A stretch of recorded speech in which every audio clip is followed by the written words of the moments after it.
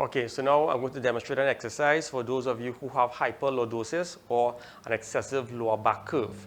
So you're going to lie on the floor. Knees are bent. What you're going to do, just to test yourself, you're going to slide your hand underneath your back here. Okay? And what you're going to do, you're going to use the lower back to press the hand into the floor like this and relax.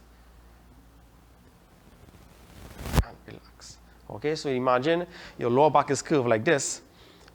Your hand is here, and you're going to press the arm into the bed by straightening that lower back. So again, your lower back is curved, and you're doing this. You're doing this. So you're pressing the hand into the bed. So again, press.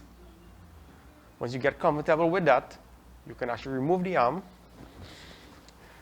and press. Press the back into the mat.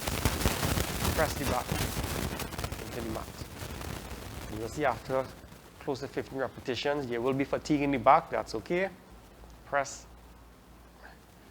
Okay, so this is great for the lower back that has become excessively curved due to a lot of sitting or other activities.